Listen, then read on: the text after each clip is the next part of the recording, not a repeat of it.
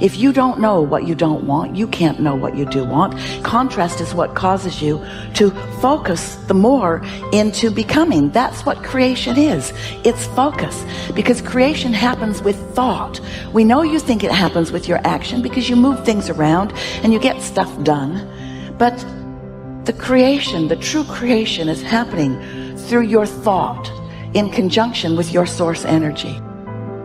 You cannot change conditions or circumstance. You don't have to let them control you. We can't control what's going on outside, but we can control what's going on inside.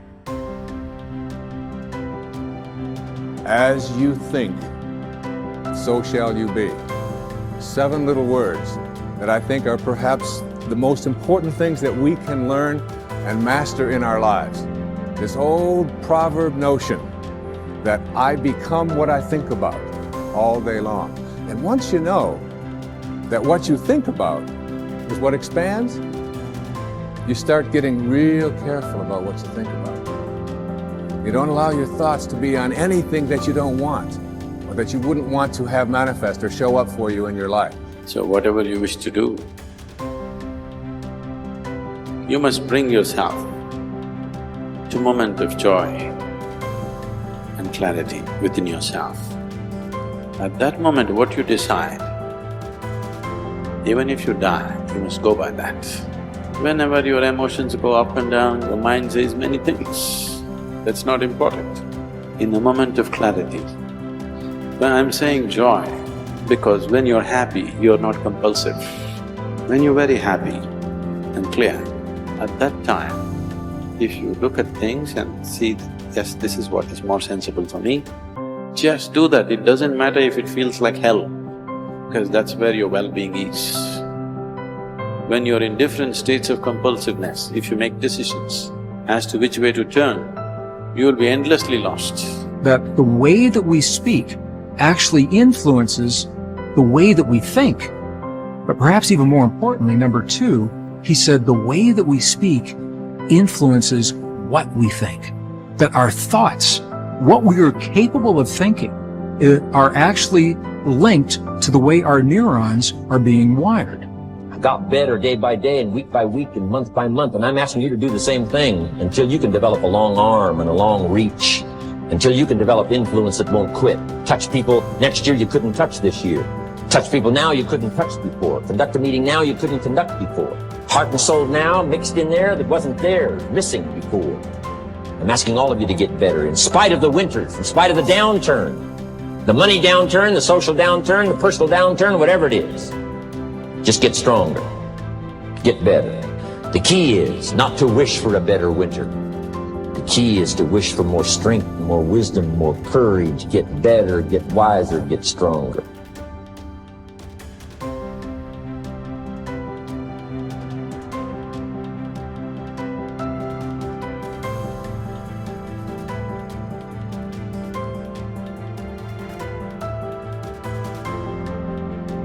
We're optimizing the conversation between the heart and the brain, between your heart and your brain. 3 steps. The first step is to simply shift your awareness from your mind into your heart. And what I've found is in the Western traditions, for many people, that's easier said than done. I'll ask people, are you in your heart? And they'll say, yep, I'm in my heart.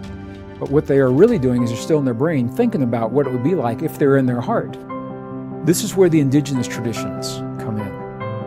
Our ancestors told us, and when I spend time with my indigenous friends, I say, how do you guys do this?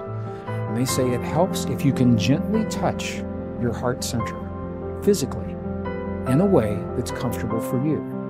In the Mayan traditions, you see an open palm right on the heart. In many of the Middle Eastern traditions, you see the same thing. In the Buddhist traditions, you see a prayer mudra that physically touches the sternum. The key is, any of those things creates a gentle touch, a physical sensation right over the heart center, and your awareness will always go to the place where you feel the sensation. That's the key. So if you can create a touch over your heart, your awareness will go there. First step. Second step, very simple. Slow your breathing a little bit slower than typical, maybe 5 seconds inhale, 5 seconds exhale. And here's why that's powerful. Because the only time you would ever slow your breathing and breathe in that way is when you feel safe. When you feel that you're in a place that's safe and you're not threatened and you're not vigilant of your surroundings. So you're telling your body you're in a place that's safe. Slow your breathing. Third step, and this is the key, is to begin to feel the feeling that creates 0.1 hertz. Feel the feeling that sets up the coherence between your heart and your brain. How do you do that? I gave it away earlier, I've already mentioned it. Scientists have found, at the Institute of Heart Math, their researchers have found that there are 4 key words that work almost 100% of the time for everyone. Appreciation for anything or anyone. Gratitude for anything or anyone. Care and compassion. If you can feel one or some combination of those feelings in your heart while you're breathing as if your breath is coming from your heart, touching your heart center, now you're setting up this communication between the heart and the brain. Now you are triggering those neurons to begin to reach out and find other neurons to strengthen this connection. And that's why I mentioned before, it takes about 72 hours, 3 days to build these networks. So that means the more you do what we're about to do right now, the stronger this connection becomes in your life. Why you think more people aren't happy, and what could one do to just begin the journey of loving, living, and mattering more and being happier? I think let's begin with most people don't know what happiness is or where they get it. So I'll tell you what happiness is. Like the human desire and striving is we want a sense of aliveness. So you need to do more things that make you alive, make you vibrant, authentic, expressive, make you sense. For some people, it's adventure. They go mountain biking. It's like, wow, that just brought me back to life. Some people it's hanging out with great friends. Some people it's doing their passion. Some people it's, just honestly feeling and sensing the moment and meditating. Another thing that everyone wants is connection. Most people today lack the depth of happiness because most people lack a connection with other people. They're surface level relationships. You can't be really happy long-term with surface level relationships. So you got to find out, how do I connect more deeply? And it can be simple things like you talked about. With the kids, maybe less than the texting, call them. Have that moment of connection. It's nothing crazy. That's what you're striving for. You want happiness with your kids, you're going to call them. You're going to connect with them. So think about connection relationships, a level of depth. Then we want meaningful pursuits. When I go after that, I love that pursuit. And notice it doesn't say meaning. A lot of people just say meaning. I said, no, it's meaningful pursuits. Because a lot of people we know who are really successful, they've already had a meaningful life. They're miserable because they're not pursuing anything anymore. You got that. You got to have that pursuit, man. Yeah. You got to find a pursuit. It has meaning to you. It brings you back to life. That's happiness. And then the middle of the triangle is the capital G, growth. If you don't have aliveness, you don't have connection, you don't have meaningful pursuits, and you don't have growth, you're miserable. We can bank on it. We can guarantee it. The research will reveal it every single time. But if we can get you a little bit more alive, a little bit more connected, a little bit more meaningful pursuits, and a little bit more growth, those like little bit in each of those, it's like a thunderous shift in your life. You're just like, whoa, little bits in those. But there's an access point. Why aren't most people happy? Let's say they did all those things. Still not happy? And they're just not here. Presence is the gateway to happiness. If I can't get you present, to feel it, to sense it, can't change.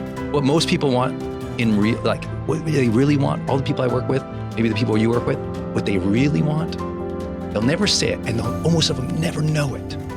What almost every human being wants is they want to feel the day more. They got all these activities, they're blazing through. Get the kids to school, get this off to there, get that done, answer that email, get this project done. And even if they're moving towards things they find meaningful and they're awesome, but if they don't feel it, if they're literally not present, they're not mindful enough to sense it, to appreciate it, to feel grateful, to feel the joy, to feel the ups, to feel the downs, to feel the miseries, to feel the wins. If you aren't feeling the day, you're just blazing through as an automaton. You're just blazing through the days, on autopilot. You're just like overwhelmed, stress, going through it, but you don't feel the day. I can't get you to be happy. So the gateway to all of happiness is always presence. Learn to be more present in the moment. Feel the moment, even the bad ones. You got to feel the day more so that when you get on your knees at night to pray, You felt the day. Dear God, thank you. I felt this day. I felt those lessons you gave me. I felt those gifts you gave me. I felt, thank you for that connection. See, when you talk to God, if you don't feel, there's not a relationship there. God wants you to feel. It's a unique thing he gave us. Not just the emotional reaction of an animal, but the ability to deeply appreciate feeling. Very human. So we got to tap people back in the present to deeply appreciate the moments, the feelings, the events of life again. And I think that's why I'm so happy. It's like, I feel so much. Most people are so scared of that. I'm like, I love it. It makes me feel alive, right? How do you sense more aliveness? You got to feel the day, feel the moment.